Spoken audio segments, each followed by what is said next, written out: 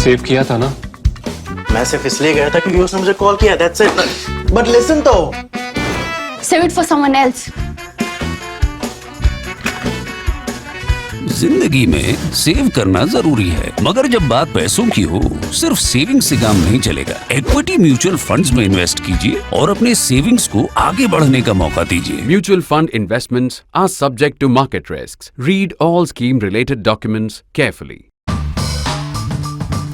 All our minds are being assailed by what exactly happened in Russia over the weekend. What is it that rolled out? How did things roll out so dramatically, and how did they equally dramatically roll back in as if nothing had happened, as if it was some kind of a one-act play, right? Now, if all of this happened or did not happen, what is it that lies ahead? So let me try and explain this by using the approach of a journalism school, maybe on the first few days in a journalism school. That is when we go to J schools. As students, we are taught very early on that there are 6 elements to news. These are 5 W's and 1 H. What are these W's? What, where, who, why, when. Those are the 5 W's of news. And then 1 is how. Now, in a newsroom like ThePrint, where we know that all of you are smart people, you know the basic news. You know what happened, when it happened, who was involved, and where it happened, right? So we are left with why it happened and how. To that we add one more, which is what next, right? So why, how, and what next. That is the approach we usually follow in the print newsroom. In this case, however, let me roll out, or let me unroll the entire panoply of W's and the H's. So I'm now looking at what happened? What happened? We know what happened. Everybody knows what happened. That one rebel or one mercenary decided to turn on Moscow because he was upset with Moscow's own military commanders. Then we know that he rolled back in, and he called off his so-called march on Moscow, and this ended as dramatically as it had started. Then we go into the question of why he started this and why he returned. I'll go into that in just a couple of minutes. Third, who is involved and who's fighting? Fourth, what lies next? And 5, why did this turn out this way? Because there are many conspiracy theories unfolding. So let me first get into who is involved and who's fighting, right?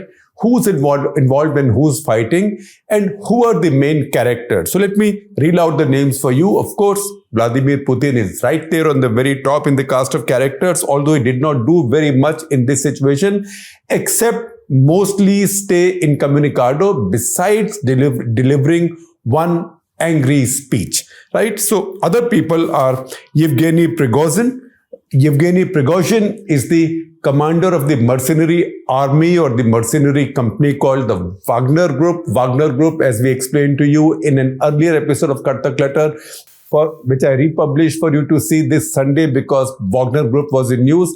That was founded by Yevgeny Prigozhin, who at the end of the Soviet Union was actually left with nothing. He was selling hot dogs on the street, and from there he grew into being a very rich caterer, then started catering for Putin's party. So sometimes he was called Putin's chef. From there, he started getting government's catering contracts, made a lot of money, became really rich, and set up this really evil empire. We know that expression, Ronald Reagan, in fact, gave a bad name to by using it against another sovereign country. He called the Soviet Union an evil empire. Usually one country should not call the other that, even if it happens to be an adversary. And that was a country he was also negotiating with at a high level at that point. Nevertheless, within that, what Prigozhin set up was an evil empire because he built an army of mercenaries. And these were not just mercenaries fighting wars or dirty little wars in Africa and elsewhere, Africa, Syria, Libya, but they were also doing awful things, torture, rape, looting. Also, most infamously, the cold-blooded murder of 3 journalists in Central African Republic. That is something that's been documented and talked about. Now, they were making their money mostly from Putin administration, Putin government, because they could get the Wagners to do this dirty stuff for them while claiming plausible deniability, but also this group was available for hire by anybody else. So he made a lot of money. He also got infamy. In the entire controversy over using internet to influence American elections. So an activity that his company ran, that is the Internet Research Agency, that ran humongous troll farms. And that was named by the US investigators for interfering in the US presidential election. So he was a man who did a lot of stuff for money, really a hired gun. That was Yevgeny Prigozhin. And remember, he had achieved all this at a very young age. He's still only 62. It looks like he's coming on from Soviet times, etc. So he might be an older person. No, he's just 62. Then you have Alexander Lukashenko. Alexander Lukashenko is the dictator of Belarus.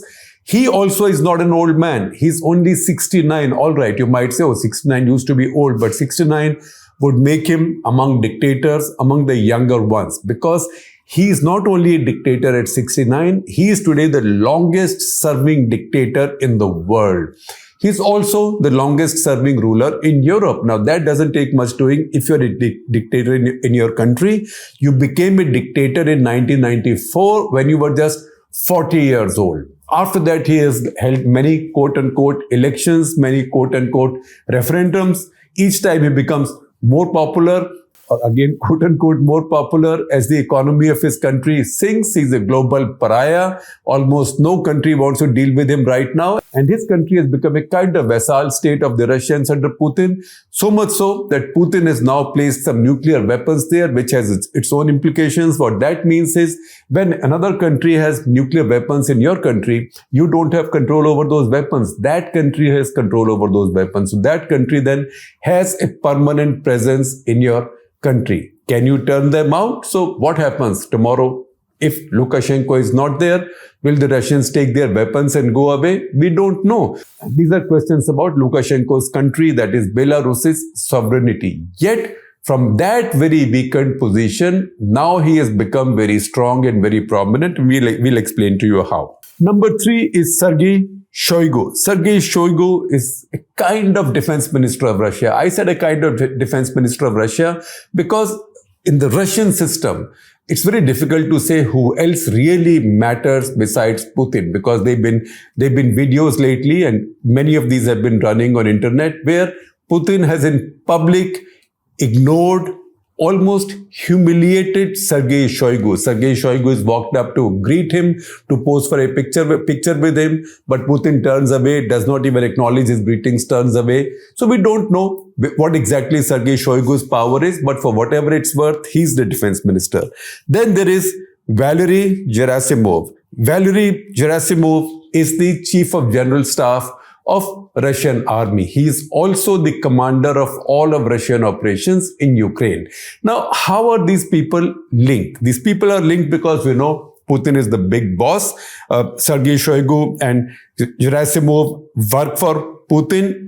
Yevgeny Prigozhin is a hired gun of Putin's. At the same time, he is a Putin confidant and is also a Putin loyalist. So if he's a Putin loyalist, why was he getting his forces to march on Moscow? Because remember, in everything that he said, this thing has been building up for the past several weeks. In fact, for 11 months now, he's been at odds with Putin's commanders, but he's never said one rude thing about Putin. He said the rudest possible things, many of those unprintable, many of those in language that I cannot repeat to you, about Putin's commanders, about Shoigu and Gerasimov, right? But he's never said anything about Putin. And that raises questions about why he was marching on Moscow, because if he wasn't making any condemnation of Putin, then was he going to really grab power in Moscow? Was he giving Putin a message? Or was Putin giving a message to his adversaries through him? So those questions then come up. Now, why started, why return? Why he started this, why returned this? That would entirely be determined by which conspiracy theory you believe in. One is a simple story that maybe Prigozhin got so angry, he was losing so many lives, his troops were suffering very high casualties. They were not making much movement. And he thought that he was not being fully supplied with weapons and armaments and ammunition by the Russian commanders, who'd rather see him losing. Because remember, since last summer, when the Russian advance stopped and when the Ukrainians began to push back, and then they also took this sizable town of Kherson back from the Russians, that was the only foothold the Russians had established on the western side of Dnipro River, right? That was very prestigious, but Ukrainians took it back. That was a big setback for the Russians. The only new city, if you can call it a city, maybe an overgrown village, maybe a tiny town, that the Russian forces captured was the town of Bakhmut, right? Town of Bakhmut, which took several months of fighting and which led to several tens of thousands of casualties on both sides, Russian side and the Ukrainian side. In that fighting, it was the Wagnerites who were mainly involved, and they took that town. And that was apparently a cause of envy in the Russian high command. So the Russian commanders stopped sending more weapons and more armaments and more ammunition to Wagnerites. And that's how Prigozhin got more angry, and he was now suffering a lot of casualties. So it's possible that there was discontent among his troops also. Although we know that his troops are not regular kind of troops, not even regular kind of troops as mercenaries go. They are not even regular mercenaries. Today, a bulk of his force of about 50,000 that was fighting in Ukraine consisted of convicts handed out very severe punishments, serving time in Russian jails, who had been released and quickly trained to fight as Wagnerites with the promise that if you fight for 6 months, presuming that you come out alive, you will be given freedom and you can resume your life again as perfectly normal, blameless, crimeless Russian citizens. So what happened, we know. Why started? Why returned? Why started? I told you, depends on which conspiracy theory you believe. The other conspiracy theory is that maybe Putin himself started this.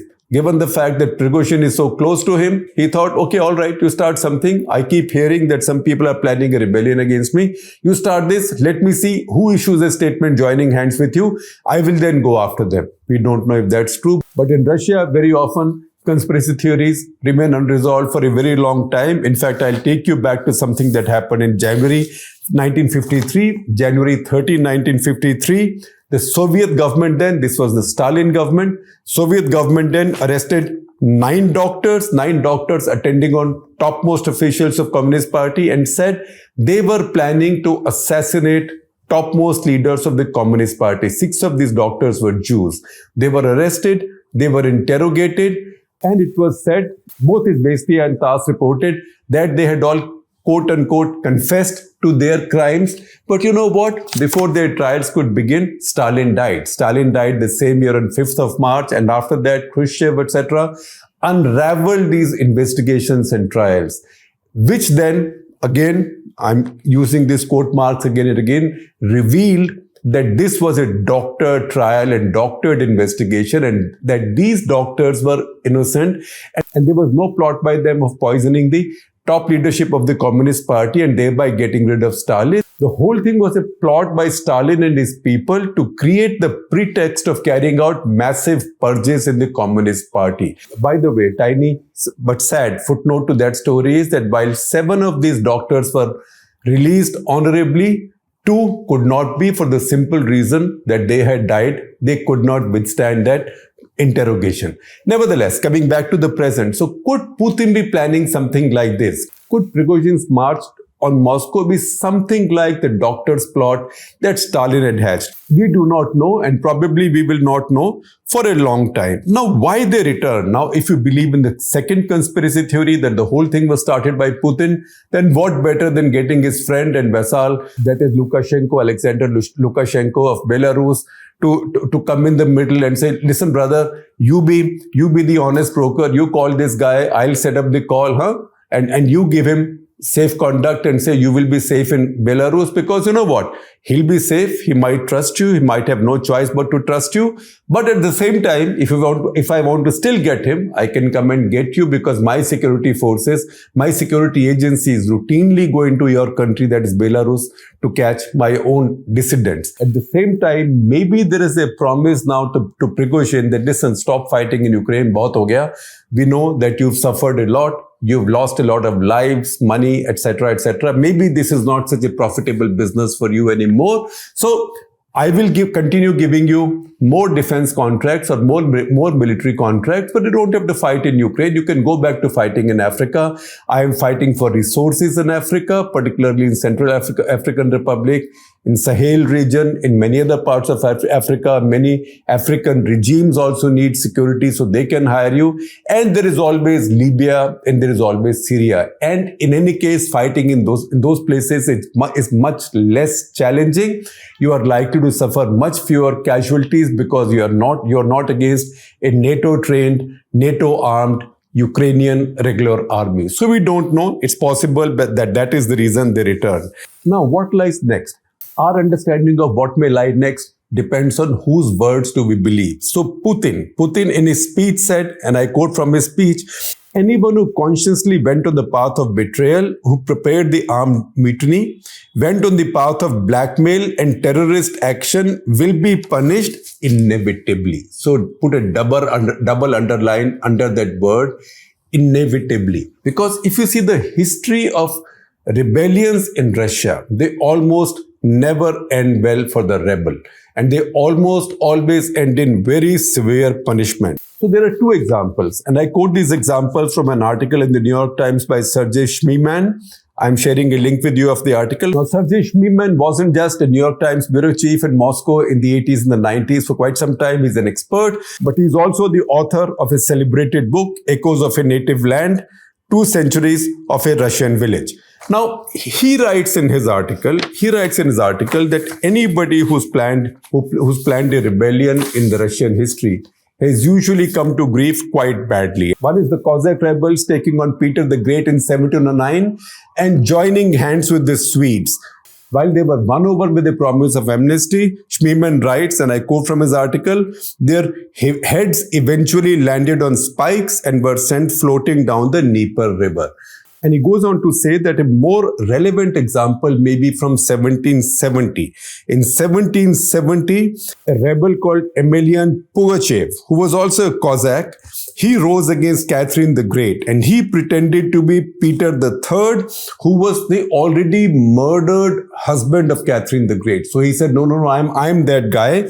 And he led a rebellion. That rebellion, Shmiman tells us, is also the setting for Pushkin's famous novel, The Captain's Daughter. And he has a line from that novel, and I quote, God forbid that we should see a Russian rebellion, senseless and merciless. Those who plot impossible coups in our country are either young or do not know our people, or hard-hearted people for whom someone else's head is worth half a halfpenny, and their own for that matter, but a kopeck. So a kopeck, as we know, is 1/100th of a ruble, like a paisa is to a rupee. What happened to Pugachev is a subject of history. He was captured, publicly beheaded, and quartered. In fact, what happened to him is described as a phenomenon in Russian history, that is Pugashevshchina. So is something like that going to happen to Prigozhin? On the evidence of what we've seen so far, it doesn't seem likely, but a few things we can say. One, it doesn't look like Putin's come out any stronger from this. Putin may or may not be fatally hurt in terms of his power, but the very fact that so many people, so many armed people could get so close to Moscow, and it's not as if no effort was made to stop them. A few helicopters went up. People have seen videos. We've seen videos on Telegram channels of these helicopters firing at this convoy, and at least one of those helicopters got shot down. Although Ukraine claimed that 6 of these aircraft, helicopters of various kinds, and also 1 electronic surveillance aircraft were shot down. We've also seen pictures of Russian army digging ditches or digging up the highways to stop the movement of these soldiers. So it does not look like it was such an innocent movement. Again, we don't know. It could all be a drama, but we don't know. But the fact is that on the evidence of all that, Putin has not become stronger. And if anything, his effort in Ukraine has become weaker because these 50,000 Wagner troops have come out of that battle zone. To that extent, the pressure on the regular Russian forces is going to be much higher. And over the last 3 days, again, nothing major has happened. Over the last 3 days, we have seen pictures on Telegram channels of Ukrainian forces making tiny advances in some areas. Particularly, we've seen videos of the battle for a bridgehead over Seversky Donetsk River. That is one of the tributaries of Dnieper River, again in a very critical area. And it seems as if there, Ukrainian troops have gone across the river and they've established a foothold on the other side of the river. That's a significant event. So that is the state of play so far. If you ask me what it looks like, I would just say, picture abhi baki hai dost.